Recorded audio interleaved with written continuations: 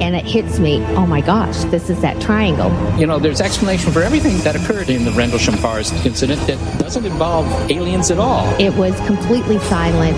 It comes right over our heads. It's so a classic flying saucer, really, standing in the clearing. He turned over to my father and held his hand, and he looked in his eyes, and he said, "We're not alone." Welcome to Podcast UFO for our live show. We're live every Wednesday at 8 p.m. Eastern Standard Time. Please remember to visit the website podcastufo.com for past episodes, blogs, and forums. During the show, feel free to participate live in our chat room. And don't forget to like us on our very active Facebook page. Hello and welcome to the show. I'm Martin Willis, your host. And guess what? Thanksgiving, my favorite holiday, is tomorrow in the United States. So if you celebrate Thanksgiving, I hope you have a happy and a wonderful Thanksgiving. It's also, I can't believe this, it's the 6-year anniversary tonight of our show. I'm having a little trouble getting to the chat room, so I should be in there sooner or later if I figure this whole thing out. Our guest this evening is Jeremy Corbell. He will be discussing his great new documentary film, Patient 17. I watched it on iTunes, and I highly recommend it. It's a great movie. It's very well done. I'm going to talk a little bit about that. Before our guest, we have Alejandro Rojas with UFO Updates. And before I forget, I've mentioned a number of times on the show, even as late as last week with Lee Spiegel, that a friend of mine at an auction house had an early UFO triangle sighting. So I talked to her last week and I recorded it. So I'm going to be playing that clip coming up when I introduce Alejandro into the show. A little housekeeping, though. I sent out a newsletter today. There is going to be some changes coming up. As I mentioned last week, I had bitten off more than I could chew with the Monday night of the Everything Else show. If I was retired, it wouldn't matter at all, but I do have to make a living, and I have a very full plate. It's actually overflowing at this point, so it's really, really hard and very stressful for me to do the Monday show. So as it is, I plan my shows on Wednesdays and stay home. That's what I do as far as I take every Wednesday off to make sure I'm here so I can do that. So what will change? Well, first of all, we're going to be moving from the live stream YouTube to a larger live audience on KGR Radio, and that happens on December 13th. There's a chat room there for listeners as well as a phone screening system that I can use, actually. And so I suggest if you want more information, you can visit the website, podcastufo.com. I will be making a formal announcement through one of my newsletters. And you can sign up for the weekly guest notices and announcements. It's on the right-hand sidebar. And you just have to pop in your email, and that's it, and confirm it, I think. When I first announced I was going to do the Everything Else show, some supporters were unhappy because my focus wasn't totally on UFOs. But I do have one more announcement, and that is I am going to mix in a different topic now and then on my regular podcast, podcast UFO shows, maybe once a month or something like that. I'm going to make sure the main focus of the show is UFOs for all those people who have been supporting me right from the beginning. I've been hearing from a lot of you lately, and thank you so much for your support. I really do appreciate it. Lastly, there will be some show breaks. And Alejandro is going to be joining me for the first 25 minutes. He's usually on for 15 minutes, so this will be great. He's going to be on a little bit longer. Then there's about every half hour or so there's breaks in the show. There will be music. For you that listen to the show as a podcast, you'll just hear a little bit of music on the breaks. That's it. You won't hear any commercials or anything like that. I hope you all understand I'm trying to do this for the good of the show to gain a wider audience. And so that's it for me, and that's certainly enough, a lot to swallow. Alejandro, how are you doing? Alejandro? I am doing well. Yeah. Sorry for the pause. I had to unmute. Oh, you had to, yes, that's right. Mutiny. All right. Hey, Alejandro. Unmute me. Yes. Oh, look, and I have a guest Like you said, it's a holiday, so family comes in. I didn't and see him. some people. I see, like, you're going to have to move a little bit more. There he is. Who's that? Hello. Hi. That is my cousin Jason. Hi, Jason. Welcome to the show. He's on the anniversary Thanksgiving show. We got it all going tonight. Yeah, when I began my paranormal adventures, he was my buddy, my partner. Oh, really? And you can say sidekick. No, more than a sidekick. Yeah. More like a partner. Well, sidekick is good. You blazed the trail. All right. And I went. So I've been talking about this UFO triangle sighting. So, Alejandro, you don't mind if I play it in the beginning here before the news, do you? No, this sounds interesting. I'm excited to hear it. Yes. Okay. Well, here it goes. It's a pre-recorded clip. All right. So this is a pre-recorded segment, and I'm with my good friend Cathy. Now, I have told this story a number of times, and I wanted to get it straight from her because you never know how memory works. But so, Cathy, welcome to the show. Thank you. And Cathy, so I was at the auction gallery and I was cataloging, I believe, and somehow you saw that I did a show on YouTube online. How did that happen? I believe it's something that John was telling me about, and I think you sent a link to somebody about something, and I started watching it, and I thought it was pretty interesting. And I think I told you I had a very similar experience. Yes, so that's why you're on the show. So you're not someone that normally pays attention to UFO shows or anything like that, but I remember you coming out to the gallery and said, hey, I had a UFO experience. So can you tell the listening audience exactly what happened? And first of all, start out, what year was that? You know, something I was trying to remember that after I had spoken to you a little bit. I think I was 18 years old, right around there. It was like 1975, 1976, right around there. Okay. And we live in Ipswich. I was living there at the time, and we were going shopping to Beverly. This is in Massachusetts, by the way, for the listener. Massachusetts. Yep. And there's a little shortcut that you can take. It's called Mill Road. Mm-hmm. So we would cut through there to get, you didn't have to take like 1A or a highway. It was like a little back road. So it was my mom and my Aunt Winnie. My mom just passed. She was 86, and my Aunt Winnie is still alive. She's 90. And I was with my cousin Judy, and we were driving down the road, and it was very much farmland. There were very few houses, and you got to this one spot, and it was a very, very open field. And all of a sudden, when we were driving, we were kind of noticing these three lights. And they were different colors, like red. I don't remember exactly the colors, but I know a yellowish, a red. I don't think there was blue, but they were very, very bright lights shaped in like a triangle. Now, what time of day was this? It was night. It was nighttime. Pitch dark. Okay. Oh yeah, it was pitch dark, and it was probably I'm going to say, probably 6 o'clock, 5:30, 6 o'clock. It was more in the winter time, so it was dark earlier. Yeah. So we are going down the road, and we're seeing these lights, and I kept saying to my mother, oh, my God, look, there's an airport there, Beverly Airport. And I kept saying, Mom, oh, my God, look at that thing in the sky. And my mother's like, be quiet, it's just a plane. I said, Mom, that is not a plane. I said, and it's very, very low. So when we got to the clearing of the field, my Aunt Winnie pulled over, and we rolled down the windows, and this thing was just hovering. It was hovering over us. And you could see a shape, but not really a shape. It was almost foggy. I don't know how to explain it. And I got out of the car. My mother's like, get in the car. And I'm like, oh my God. And it was literally no noise, no nothing. And this huge object was just hovering over us. Total silence. Was it right? No.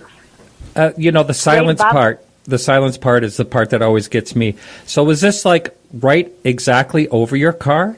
Right over the car, right over our car. And my mom was having a nervous breakdown. And all of a sudden, it just and went. Just shot off? And so we would, yep. It just left, it shot off. So we were oh my God, we were really oh my God, what was that? And my mom was convinced, oh, stop thinking it was something bad. And I'm like, Mom, there was no sound. Like, that was something really weird. So we went shopping, went about our business, and we're coming home. And when we came home, we went the same way. We were going really slow to kind of look. And the next day, it was on the front page. I believe it was either the Ipswich Chronicle or the Salem News, that we were not the only people that saw that. Several people saw it. Wow. And it was on the front page of the newspaper. Somebody had taken a picture. I don't know with what, because we didn't have cell phones or anything back then. And there was a picture of this thing, exactly how we saw it in the paper. Excellent. Now, so that's my story. That is wonderful. Thanks so much. And I'm wondering if a lot of times you can nail down, if you can't really remember the year, that makes it tough. Now, I don't know if you can talk to your aunt and if she may be able to remember the year that happened, but a lot of times you can go back and you can research these things. And I'm actually going to pass this information along to someone that does investigation on triangle UFOs, because 1975 is fairly early. You don't hear of a lot of them that early. So it was like 75, 76. It's right in that time frame, because I was still living at home. Yeah. I talked to my aunt about it, and she said that she remembered the lights. And, she goes, oh, yeah, I remember that. And we talked about it a little bit, but she didn't remember. Because I said, Winnie, where were we? Like, do you remember where we were going? I said, I know we were going shopping to Beverly. I said, but you remember where we were going? And she said, no. And she goes, oh my God, I can't believe you remembered that. That was our conversation. Yeah. Well, excellent, Cathy. Thanks so much. All right. You're welcome. All right. And talk to you later. Thank you. Okay. All right. So, Alejandro, we're back. I don't know if you're muted again, but you want to unmute. So what did you think of that? That's an early triangle, because I talked to Lee last week, and he said his 1978, I think it's when he had his, was early, very early for a triangle. Yeah, I mean, that is pretty early, although, David Marler, who wrote the book on triangle UFOs, literally, he has some going back, I think, into the 1800s, so... Yeah, that's right. I know in the beginning, but they were very infrequent, after, in the 70s anyway. I mean, I think there's only a handful of them. Yeah, you're right. It wasn't until, especially Belgium, that they got really big. And, what's interesting about them, and we've talked about this before, but is that it does seem the triangular sightings are more blatant. Out of all the sightings out there, when people report, more than any other type of craft, the triangles are right over the car or, very visible.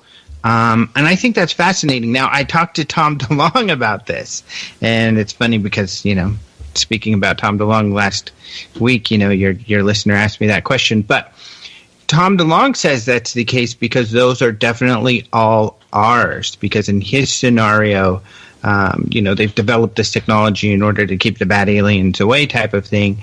But I don't know, otherwise I've talked to people who have seen them who are certain that they're not all ours. And, Bob Bigelow did a report with the National Institute of Discovery Sciences, and they determined that they're not ours at all. And so it's really hard to say. 1975, I couldn't imagine that we'd have that technology in 1975. And see, that's a great point. That's a good argument. Even in the late 80s, when they started seeing them in Belgium, the technology that they would have something like that is hard to believe. It would seem we would know something about it after all this time. I mean, people like Stan Friedman will say, a secret can be kept, but I really don't think if we had something military going all the way back as far as that it could be kept secret that long. Maybe. Yeah. I mean, someone asked, well, why mention, Tom DeLonge if, like I said last week, I'm not as interested. I am interested, speculation, we all speculate, and he's got some interesting ideas, and that's what these all are ideas, I think, until we can prove otherwise. So even with Tom, I mean, it's an interesting idea, and it answers that question as to why they're so... I mean, Lee Spiegel's sighting was completely obvious, right above all these police officers and everything. It was so blatant. And if they are ours, maybe that would be the case. That reminds me, Jason's dad had a really cool sighting like that in Aspen. Do you want to hear about that? Yeah, from Jason? Do you want to say it, Jason? What happened? Sure. You're going to have to slide over a little bit. I think I gotta... Can you see him? Yeah. Can you see me? Can you hear me? Yeah, I can hear you. Yeah, you do need to get near the mic, for sure. Yep. Okay. Hi. All right. So, it was 1987, and we were living... It was actually in between Aspen and Glenwood Springs, a town called Basalt, and he... my dad told us about a situation that happened when we were there in the mountains, and my mom and I had fallen asleep, and he was fighting the desire to fall asleep too. And then all of a sudden he was woken up because there was all of the power went out, and he looked outside and he saw that the street lights had gone off. And keep in mind, this is a very rural area. This is not in a town. This is just kind of a little apartment building next to the highway and the river. And so one street light at the end of the driveway was out, which was uncharacteristic. He stepped outside, and he felt a sense of he felt light. He felt like static in the air. The short hairs on the back of his neck stood up. And he came out to look up at the stars to see that the stars were blacked out in the shape of a giant, more like a trapezoid, so like a triangle with the pointy end at the tip cut off. And he kind of talked about it like it was a giant Star Destroyer from Star Wars almost, but that shape, very slowly gliding overhead. And as it disappeared behind the mountain, it suddenly all of the power came back on, and that was the end of it. Wow. He went back inside and told us all about it in the morning. Yeah, pretty exciting. You do hear a lot of those cases where the power goes out, whether it's a car. You don't really hear too many stories where the power goes out, like in houses and things like that, but you definitely hear it when someone's car, ignition stops. Many, many stories. Thank you very much for that. That was great. Yeah, no problem. All right. So, Alejandro, I know we've eaten up a lot of your normal time. Do you have some UFO updates for us this week? UFO updates. Okay, yeah. Typewriter? Yeah. Yeah, that was kind of the typewriter noise. And for those of you who are younger, what a typewriter was like a thing you would... Like a keyboard. It was the first keyboard. I was thinking about something, too, and on a side note, if you don't mind. Yeah.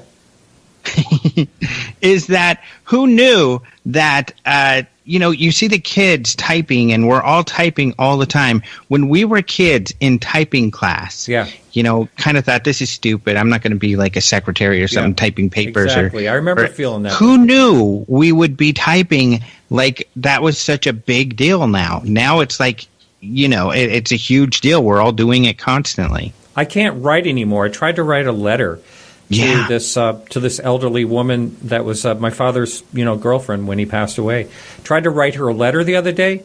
I can't read my writing anymore. I'm so used to typing everything. It's amazing. Yeah, I'm the same way. Terrible. So, UFO sightings. Yeah.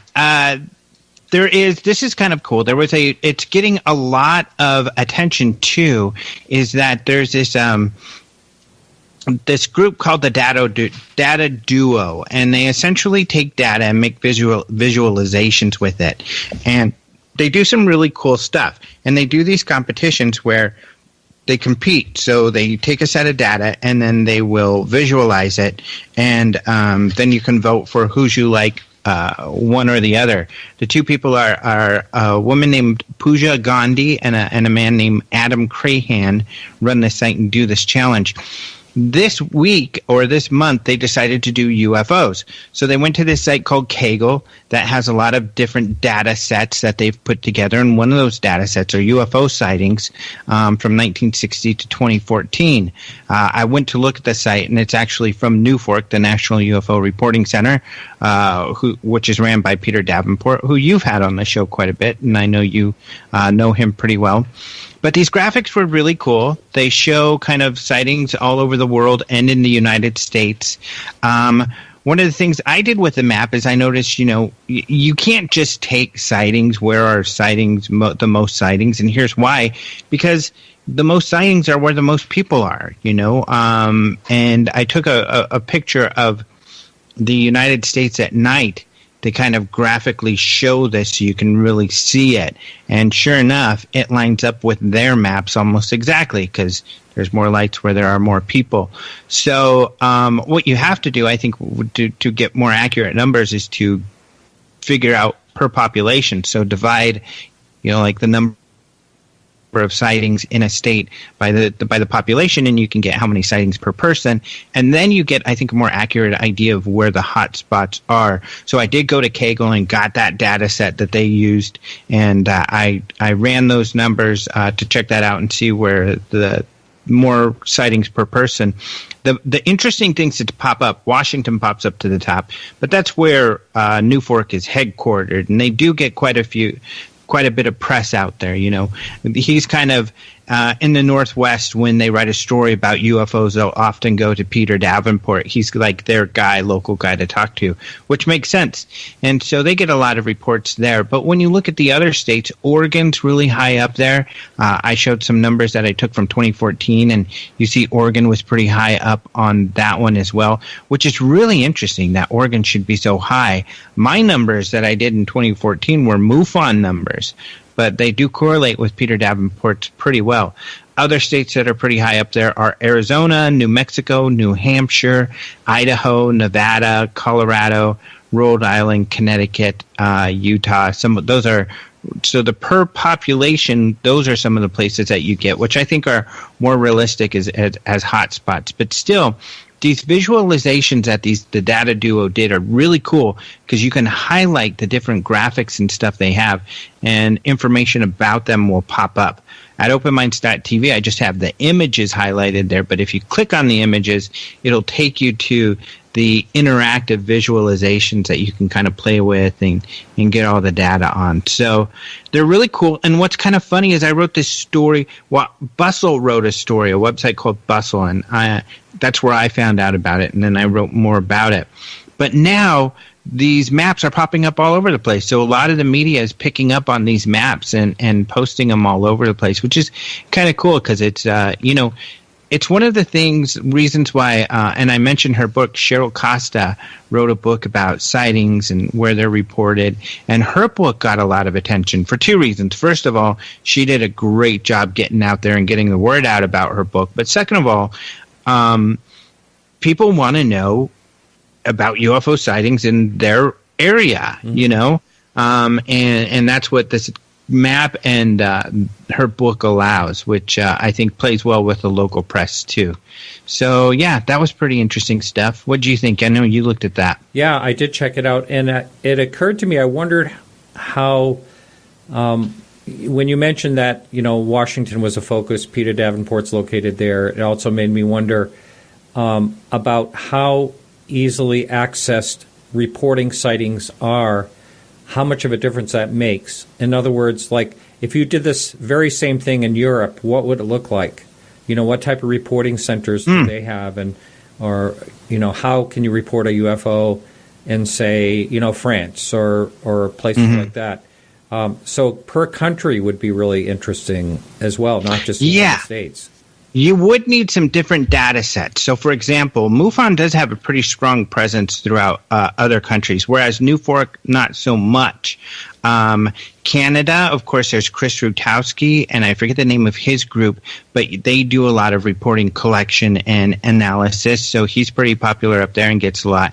In France, of course, that's pretty much the only Western country where they have an official government agency under their space administration, essentially. So they get a lot of reports there. And you can go to Japan, France's UFO organization's website, and they post right on the front page their statistics, some of their top sightings, and stuff like that. So, yeah, that would take a bigger effort from someone, but it's something that's probably worth doing. That would be really interesting. Wow. So, hey, I want you to have a great Thanksgiving, and I do appreciate, your cousin and you stopping in for our show. Thank you very much. Thank you. Thanks for letting us. Our pleasure. Joining us. Happy Thanksgiving. Yeah. Happy Turkey Day, people. Yeah, that's right. All right, well, you take care, and I'll talk to you next week. Talk to you later. All right. All right, everyone. So that's it for Alejandro. Now our guest, I'm going to be bringing in Jeremy Corbell. He's an artist. He's a filmmaker. Does an excellent job.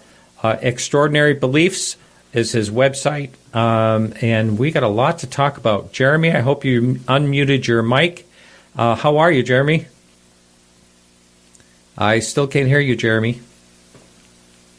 Jeremy, you there? Don't tell me I lost him. All right, hang on, everyone. I don't see him. Live radio. Okay. So the new Skype, I always have my Skype sounds muted. The new Skype does not have that option. I'm not too happy about that. Jeremy, can you hear me? I sure can. How you doing? Good. And I want to tell the listener what dedication you have. Your internet went out, and you took your car and you drove somewhere on top of a mountain, somewhere in California. Thank you so much. That's dedication. No problem. That's right. Yeah, I live really, remotely out there in the Mojave Desert, and the only connection I have to the outside world is this tiny little 10-inch dish, and it was acting a little bit freaky. So I kind of drove up to one of the mountains we have out here in Pioneer Town, California, and I'm broadcasting in the middle of the Mojave from a mountaintop. Wow. And you sound crystal clear, so I am excited about that. So let's see. We had you on, I think it was, it's got to be like 3 or 4 years tonight. I don't know if you heard us announce this, but it is the 6th anniversary of the show. I can't even believe it. Wow, congratulations. Yeah. It was just, I don't know, I happened to look, and it was this night I talked to Stephen Bassett.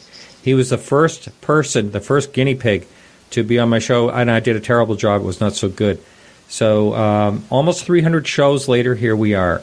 And I got to tell you, I know just as much about UFOs as I did when I started.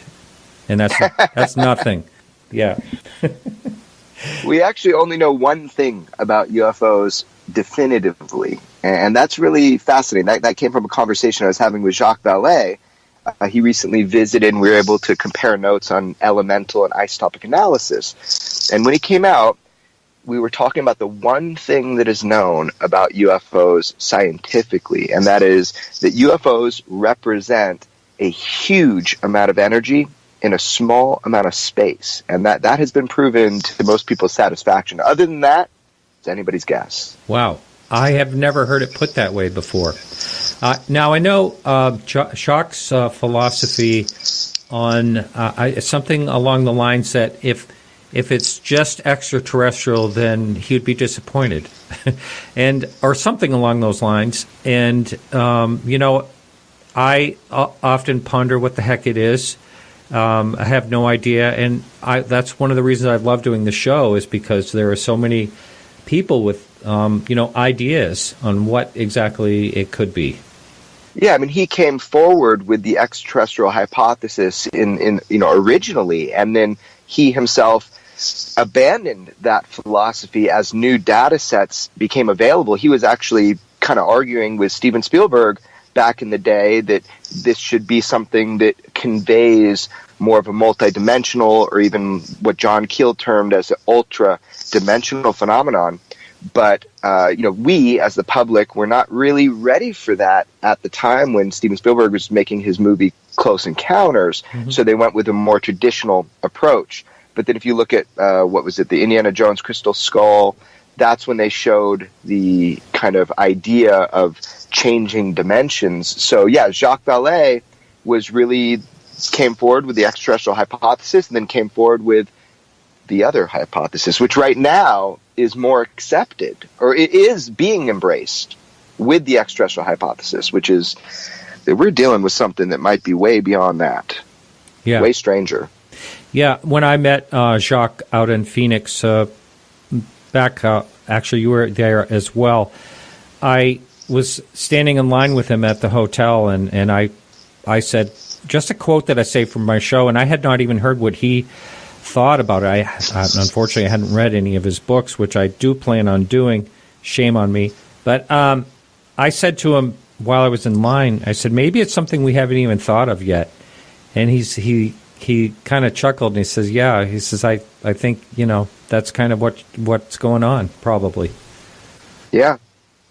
Yeah. I mean, one of the most comical parts of our interaction was we're sitting at my ranch, we're watching the sunset. We've had this great, kind of comparing of notes and ideas with the scientific analysis of what people claim are non-terrestrial, parts.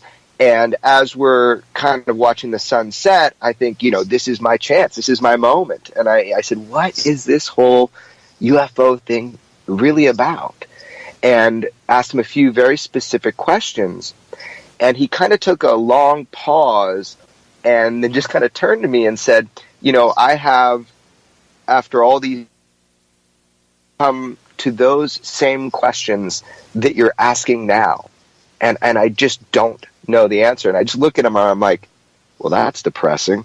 Because I expected him to give me, something, like that he knew something. But I think that he is mystified by the whole experience as much as he knows. New questions arise, and that's just part of the game here. But at the same time, we do know more now than we did before, and that's progress. And we want to maintain progress. I was watching a documentary on UFOs, and there was a clip that was recorded, I want to say in the 1960s, for a UFO researcher was speaking, and I can't recall his name, but I really got a kick out of what he said. He said, I really think that we're going to find out, and I'm going to find out in my lifetime, what's going on. And I think that's the misgivings that a lot of people have, is that we're actually going to find out, and it's a total mystery. And I don't know. I think it feels like we're close or closer than when I started 6 years ago, but I don't know. Well, what does it mean to find out? So that's something that I've grappled with myself. You look to people from the past who have walked the path that you're walking now and see where the pitfalls are and what's already been learned, so you don't repeat history. So I can confidently say that today, speaking with you through Skype in 2017, that I do know more about the UFO phenomenon, and just the phenomenon that includes UFOs. I do know more about it today than I did when I began. But most of that was about discarding my preconceived notions. So knowing more is sometimes just trimming away the fat of what you think you do know going into something. That really does make a lot. I totally get that. And it's like you have to have a fresh slate. And it's always when you're trying to understand something and you have something already in mind, it's already tainted right away. Yeah, I mean, to give you a concrete example of what I just said, is that when I first started in this field, I was sure these were saucers from other star systems, that this is a physical phenomenon, that it was hard craft coming in from deep space with certain types of propulsion systems. But clearly, over time, It's something that you do learn when you really listen and you speak with people and you get behind a little bit what it is that they're originally reporting. You come to understand that this is something that is physical, but it is not completely physical, that there's a duality, kind of like the Schrodinger's cat thought experiment, where there's a superposition of two things at the same time. This phenomenon seems to interact with human consciousness, just like those experiments, the double slit experiment as well in quantum mechanics. Oh, yeah. That there's some sort of relationship that it has to the observer. Mm-hmm. Yeah. I don't know if you were you able to hear the clip of my friend talking about her UFO experience? Yes. So I got. I don't know if you noticed, but she said when she looked up, she said I can't really describe it. It looked foggy. I thought that was really interesting. So this is something that is reported with real UFO sightings all the time. When I was recently at Skinwalker Ranch and Fort Duchesne in that whole area of the Uinta Basin, one of the cases that I'm documenting is a gentleman named Corey, who actually is tribal security. And he also described the craft he saw, which we documented and filmed, and he described it as having almost like a cloud around it, although it was only 20 feet off the ground. And then a friend of mine out here, he saw one in 1943. I mean, this was a spectacular sighting, chased by jets, hovering over a pool with a bunch of kids in it. The water seemed to get quiet. Everybody became still. He felt like he could hold his breath underwater forever, like a dilation of time. And he comes up and he says, I know it sounds impossible and I know it sounds crazy. The craft itself, it was like sweating. And he says, I don't know how to describe it. It was like sweating. Wow. And so there is this moisture or precipitation that seems to occur around it, which would be consistent with high energy states. Did you say 1943? Yeah, 1943. Wow. So that was before what we consider modern ufology. 1947. Wow. Absolutely. Yeah. Wow, that is interesting. Wow. And because it was not talked about at all back in 1943, did he have a clue on what he was experiencing, or did it take a while for him to figure it out? Well, it was more of an emotional impact, and he's a young kid. He was more enthralled by the planes that came in to chase this thing. They were propeller planes. It was like this big deal for them to see these planes that they all have little toys of come in right over Los Angeles, over this pool. And that was kind of where I could see he picked up and was excited about it. But he only kind of deeply recalled this as he got older. Where I'm actually reaching out to the childhood friends that he had. We're trying to see if they're still alive, to see if they had the same experience without telling them the experience he had. But what he said was that there was no thought behind it. This was otherworldly. This was clearly not ours. And I think that is the experience that people have when they encounter something like this at close proximity. It's obvious that this is something completely foreign, completely alien to what you know. Yeah. Alien, not to say, that term, it's like my friend Paul Eno will say alien in the sense of the word. Right, foreign. Right, yeah. It was extremely foreign to him, to the point where it wasn't human. But that that doesn't mean that we know the origin of this craft or this display that occurred. But that was the impression that he got, and that is a big point of this. That obviously these objects, mostly light, most reports are just light. Right. But these objects do in fact choose, in a way, who can see them the majority of the time. And that's kind of interesting. You could have two people standing right next to each other and one person seeing it, the other's not. I've had that experience where someone is seeing one. I don't see it. I bring it into my viewfinder of my camera, and the moment that my camera captures this object, then all of a sudden everybody can see it with their eyes. It's almost like we deny it until technology shows us it's there. It's really wild.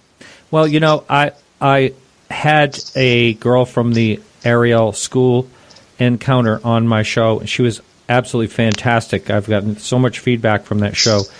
But Incredible she was saying, case. she was 4 to 5 feet away from this creature. And then later on in the show, we were talking about the witnesses, how many people witnessed this. And she said some people were right there and didn't even see it. Right. Which is really, really baffling, especially with all the excitement going on and everything. Yeah, but it's really common as well. I know. But what's interesting is when you do get the multiple witness, and then you get from, not only multiple visual witness, but a close encounter. And then if that's corroborated with high tech, for example, FLIR footage, like we have in the 2004 Nimitz case that I've actually been working on for 3 years silently and quietly. And it started breaking with DeLong's announcement and then a couple other researchers. So that's great. So now you get a case like that where we have FLIR camera footage from the gun cam of the lead fighter pilot. We actually have lots of radar data, which I think people are fighting to get declassified right now. Mm-hmm. So you've got multiple types of technology picking up these objects in really high scientific capacity, right? Top technology. You have eye visual witnesses, people that actually see it, who are trained observers, who are engaging this object with a fighter plane. And then you have, all these other types of witnesses. So it's just kind of fascinating when you can get corroboration from multiple perspectives and sources that lead to a more totality of a picture. Yes, I do want to talk to you about the Nimitz case a little more in detail later on in the show. But I also want to talk about your movie, which is actually out now.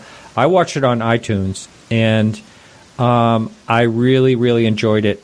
I have to hand it to you. You do an excellent job with production. It was very well done. Thanks, man. Yeah, I mean, look, it's a colossal task. I'm a one-man show, so every frame you saw in that, I filmed, edited, directed, sound engineered. So films like that, they're great because you can put them out with absolute artistic integrity and just say, here is what I experienced. And that was my goal with my film Patient 17, which, follows the work of Dr. Roger Leir until he died, turned out to be his last alleged alien implant removal surgery. But I continued it because I wanted a scientific analysis of Object 17 for Patient 17, because he wanted to know what was taken out of his body. What was this thing? So thank you for saying that, and I appreciate it. And I encourage everybody to watch, Patient 17. You can go to iTunes. It's on Amazon, Xbox, you name it. It's on it with pay-per-view. And just take a look. My goal was to lift the visual aesthetic of UFO cinematography. Just really simply make a pretty film. But in doing so, I wanted to tell a story that was very humanizing. So I think anybody can appreciate this film. My mom likes the film. She's the most critical. So, well, I want to talk about a couple things about the film. First of all, about Dr. Roger Leir. What a gentleman! I had him on my show a few months ahead of when he passed away. I thought he was a very nice and kind gentleman, and I'm sure working with him, you can probably agree with me on that.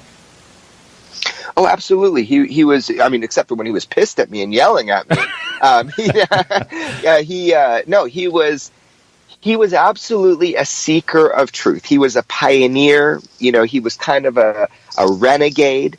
To be a surgeon and to do this type of work, it really puts you in this strange category. People don't know how to deal with you professionally as a podiatrist. But, he maintained the integrity of his work as a surgeon, as well as his work with abductees or claimed abductees. And, look, there is a case for this that should be made. If we go back to John Mack, head of Harvard Psychiatry, mm-hmm. He was clear. He wrote many books on this. He actually went and interviewed all the students like the one you had on your show at the Ariel School. Right. So basically, John Mack was a proponent that the abduction phenomenon was indeed physical. It was indeed real and physical to a degree in that these people, that have these experiences, and he studied hundreds and did psychological exams. This is not a psychosis. This is not a mental disorder. This is a real phenomenon. So just take it from the fact that, hundreds of thousands of human beings, if not more, claim abductive experiences by unknown, intelligent, seemingly alien in the truest sense of the word, beings. So we have to deal with that as a society. We need to take that serious because that is true. That is real. People are claiming that. And then when we go a little bit deeper into it, like John Mack did and almost lost his position at Harvard University, are these abductions physical? Are people actually being taken from their homes, from their cars, with missing time, and relocated for a period of time? Is that physically happening? And he landed on yes. Which is really amazing. Right off the bat in the very beginning of the show, you introduce patient 17. He seems, to me, just his character seems like kind of a rough guy. He's a big guy. He seems like someone, like the last person you would think that would ever talk about something like this. Yeah, he was. This was the selling point for me. I told Dr. Lear that I didn't have any experience in this area of ufology, that in fact I'm really skeptical of it, and that if I found that he was twisting the data or deceiving the public in any way, that I was going to out him. And I said, are you sure you want me to come and film your surgery? And he kind of got pissed at me, and he was like, yeah, Jeremy, I'm sure. I've been doing this for over 2 decades, and there's something to it. And I was like, all right, man, well, I'll do it. And you can kind of see that in the movie. I'm a little bit, there's some dry humor in there. I found it hilarious. He was using a stud finder and actually misusing. He's going to talk about misusing. Yeah, he was misusing a stud finder on a guy's leg to search for an alleged alien implant. I was like, you can kind of hear me under my breath say, but you guys have actual optics, right? And they're like, yeah, we've got ultrasound optics. We'll find out exactly where this is. We're not going to guess. And I was like, oh, man, thank God. So there was some humor in it at first for me. I was like, come on, this is crazy.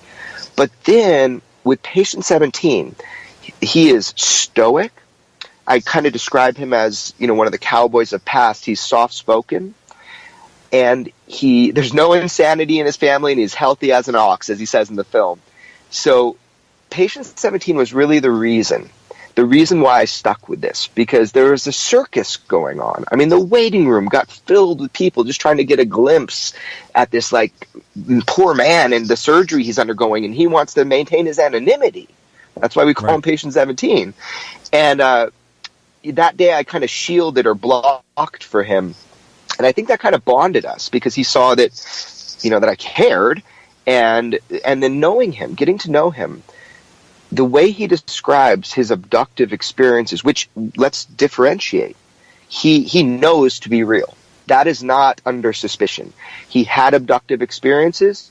He believes that. He knows that.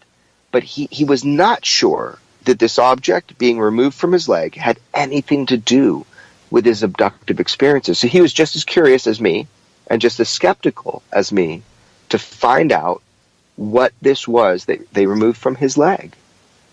Right. Something I've said on this show before, if this was happening to me, like I was having an abduction experience, I don't know how I could function in everyday life. It would just be, I could only imagine it would be totally consuming. Yeah, we partition elements of our life. So depending on how much this is really encroaching upon your typical everyday life, I'm happy to report, patient 17, he likes riding motorcycles. He has a wonderful wife, a wonderful life. He's got a great job. He likes to, as I said, dirt bike and camp and that sort of, kind of like what I like. And he's just a normal guy of extraordinary height. He's 6'9", kind of megalith of a man. Wow, yeah. Yeah, he's a big dude. I call him my giant friend. So if I ever got to go bang on a door to find an implant again, he's with me. So, no, he just likes to have that normal life. And then there are these moments that will come from left field like a curveball and make you wonder what's going on, because you're left with two options. One is that this is not happening to you and you're crazy. And that's very scary for people. And then, the other option is this is happening to you. You're not crazy. But does that make you feel any better? Right. Yeah. So it's a pickle. Yeah, it really is. Yeah. So I have to say that I can't watch anything to do with surgery. So a little. I've heard that. I want to not do any. I'm going to try not to do any spoilers, but I will tell if anyone else is planning to watch this and feels like I do. When you see it happening, just skip ahead to 16:30. That's the time you want to skip ahead to. No, man. You got to pry your eyes open like Clockwork Orange style and force yourself to watch it, because it's real. You have to appreciate what this man decided to let happen to him, what he decided to do. I mean, that's part of it. And, there are people, I've heard a lot of that from the film. That's why in my trailer, I give it to you front and center. So if you watch the trailer for the movie Patient 17, that's as bad as it gets. I mean, you're going to see it. And, yeah, man, we live in meat suits, and sometimes they're cut open to retrieve things, apparently. Yeah, right. So he called them, I guess I'll just call him 17 since he's, anonymous. So he called them alien gangsters. Can you talk a little bit about that and why he called them that?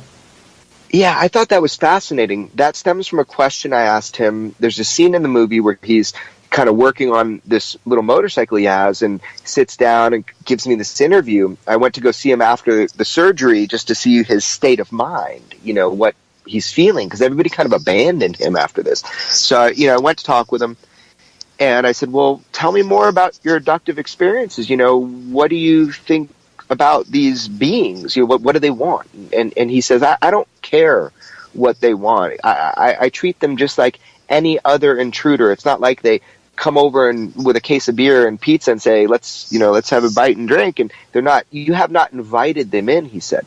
He says, so, and he thinks about it, and he pauses. And this is a pretty powerful moment in the movie. He kind of pauses. He goes, well, they're gangsters, alien gangsters. They do what they want with you, and they discard you. And that's how he feels about it. If he gets a chance, he will take one of them out. And he's serious about that. Yeah. He's fought back before in his abductive experiences. He has fought back before. And a lot of people will claim, you hear them say that they absolutely have no control, but he was saying he sort of broke free from that a little bit. Yeah, and he was kind of surprised. You could feel and see in the movie, you can see his surprise when he talks about it. He's like, it's like he had a revelation when he was telling me. He goes, yeah, so I guess that they do give you this control, this mental control they have over you. He goes, but I was once able to break that and, to try to defend himself and, tackle one of these beings, and that was, you could see it kind of dawn on him that he could fight back. So he did have one experience that he was able to physically move and maneuver to end the abduction. Wow. Yeah, amazing. So we have some questions that came in. I wanted to make sure that I didn't forget them. And so some of them are based on, the object themselves, the object itself. And I don't know how you feel about what you want to give away, as far as like spoiler, as far as the movie itself. Nothing's really going to spoil the movie. Okay. I can talk about it all day long. There's no experience like watching it. Right. So one of the questions here was, having your film Patient 17 mass distributed, does this give you a better opportunity to make other films? Is there a negative aspect to this, with more pressure on for you to produce films for deadlines and not have a full artistic ability or control? That is a fabulous question. Well, first of all, whoever wrote that, I'm really grateful. That brings up a very important point. So the first part of the question is, having this film mass distributed absolutely opens the doors for me to get more work out to the public. And as you might know, I'm sitting on a lot of work. 6 years with John Lear, the full Bob Lazar film, almost filmed with Bob. I announced that a little while ago. I'll talk to you about that. I mean, that's after 30 years. George Knapp, my mentor in journalism, brought him out almost 30 years ago. I think he's 28, 29. So Dr. Edgar Mitchell, Sixth Man to Walk on the Moon, I was the last guy to film him, 3 days in his home. I have an archive that's unbelievable that I want to get out to people. And having Patient 17 mass distributed has opened the doors for me to get films out to people in ways that I've never been able to do before. So that's the first part of the question. Yes. Second part of the question, does that in any way pressure me with deadlines or infringe upon creative control? Now, this is really important. The reason why Patient 17 took so long to get out to people was because I said no to everybody that wanted to buy it. Everybody. Because they wouldn't give me final cut. Imagine that. Yeah. They wouldn't give me final cut on my own film that's already done. Mm-hmm. They wanted to have the control to change it. So I said no to everybody. Didn't matter how much they offered me. Great thing about working with The Orchard is it's in my contract. I have complete creative control. Complete. So anything you see come from me will not be tainted by timeline, will not be tainted by pressure or creative control. It will be a one-of-the-kind Jeremy Corbell film. I take responsibility for every frame. And now I'm just able to get it out to you faster and better. Excellent. So let's walk through the film a little bit. So it goes, I already talked about the surgery.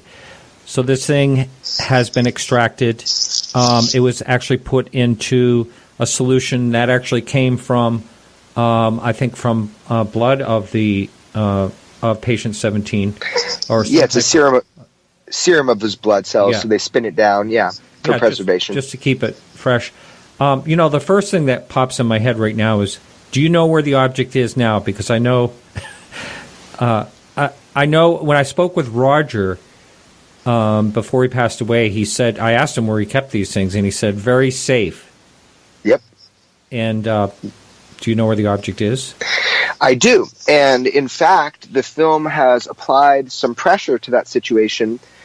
So you'll see in the film that there is a real point of contention at one point about being able to study the object number 17. And I believe that over time, and also just the pressure of the film, I can now say that I have a good relationship with the custodian of this object, and that we have now access in order to study this scientifically and with the right mechanisms, the right types of scientific analysis. So that is in motion right now. It's a matter of getting the right tests and applying the same techniques to see if we get consistent results. So yes, I know where the object is, and yes, I'm supposed to have direct access to it at any time. So now let's see what happens in 6 months, right? All right. Wow. There was a question, I can't see it right here real quickly, but the gist of it was when that item was extracted from patient 17, was there any difference in the way he felt? Because he does mention of him riding on his motorcycle, how all of a sudden he had excruciating pain there and had to actually pull over and lay down on the side of the road. Has anything changed with him since that was extracted?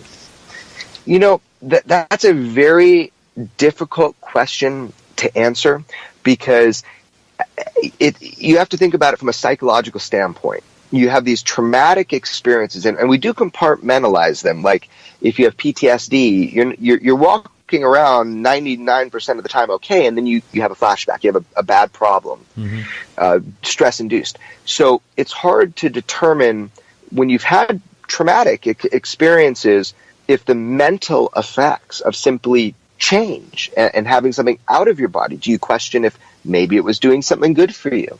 So I would say that patient 17 has gone through a range of emotions and experiences since the object was removed from his body. Now, from a toxicology standpoint, I was able to show a nanotoxicologist from UCLA the analysis of the sample, and he was like, it's really good you got this out of his body. It has arsenic, it has yttrium, it has all these toxic alloys. It's good you got it out. So any way you want to argue it, this was something that contained toxic alloys and should be removed as a foreign body from a man's, leg. Absolutely. But patient 17 has gone on a roller coaster of emotions. Ultimately, he's loving life, as I said, has a great wife, great job, great life, and we're friends. And we get any chance we get, we hang out. And yeah, he's doing great, but we still want to get answers of what precisely. We know what it was elementally and isotopically. We need to retest it multiple times to satisfy scientific rigor. But we know what it was to a degree, but we want to find out more. Yeah. I know, I think somewhere in your film you mentioned, retesting is important, or Nanoman, I think, said something about that. And we can talk a little bit about Nanoman as well. Yeah. But, so Dr. Roger Leir is now gone. Is there anyone that is planning, as far as you know, to take over what he was doing and work with these so-called... All right, everyone, so thanks so much for listening. That's it for the free show, and we'll be back next week with Jim McDonald. That should be interesting because he is a skeptic on the Betty and Barney Hill case. All right, so have a great Thanksgiving. If you live in America, well, you can have a great Thanksgiving wherever you are. And remember to keep your eyes to the sky.